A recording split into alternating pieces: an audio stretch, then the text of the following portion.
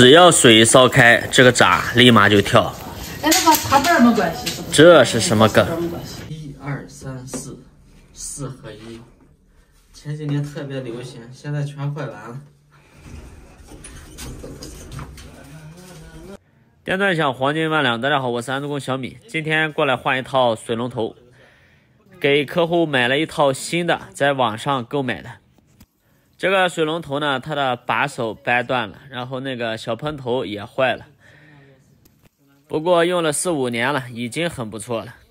到总水阀这里把水关掉，本来想的是在这里把水压泄一下，发现这个打开，这个水出不来。很显然前置过滤器是堵了，把这个过滤器给拆掉做个清洗。类似这样的前置过滤器其实也是市面上价格最便宜的一种。在阀门的位置呢，已经生锈堵死了，用螺丝刀给它通一下。可能是长时间没有排污导致的。重新清洗过后再装回去，然后测试一下下边的这个球阀，哎，没问题，能开能关。关掉水以后呢，我们拆这个水龙头。像这种的必须要把台盘也拆下来，要不然这个水龙头不太好换，胳膊也伸不进去。后面的连接管路还是比较复杂的，这个就是手持喷头的管，早就已经断了。类似于这样配套的东西呢，其实也没有什么可修的价值，用个3、5年以后该换就是成套的换。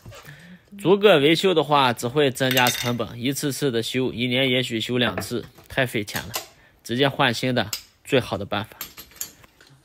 我买的这一套呢，一共花了100几十块钱，看了一下几乎是一模一样的，好像是一个厂家的产品。不过这样的东西在线下实体现在已经很难买到了，然后特意在网上买的。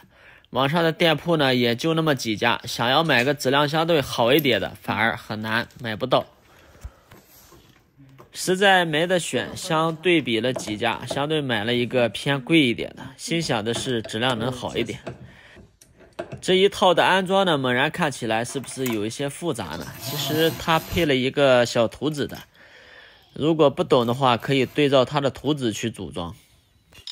如果懂其原理的话，也可以分得清楚进水、出水，然后再一个分水器分到2路，其实也不难。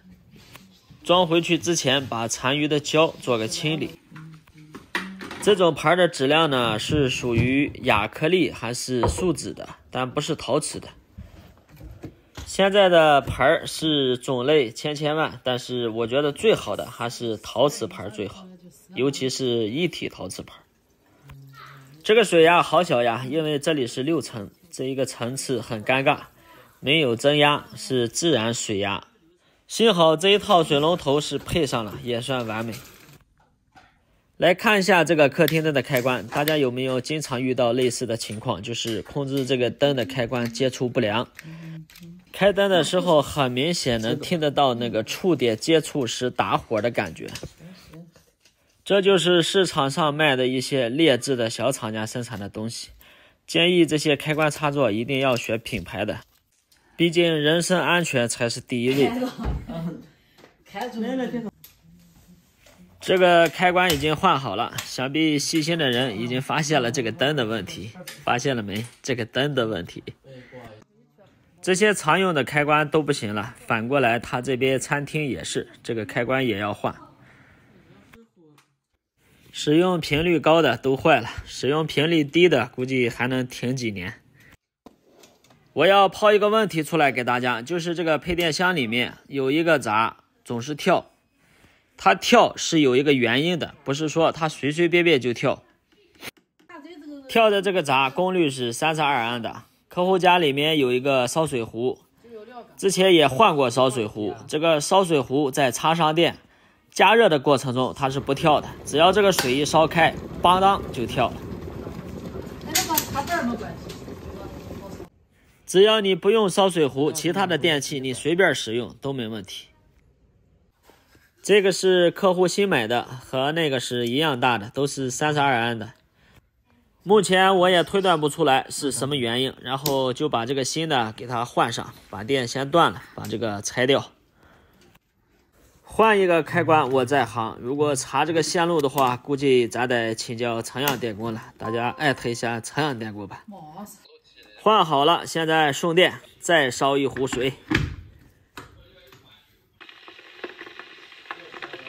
趁这点功夫呢，把闸上这个螺丝呢重新给紧一下。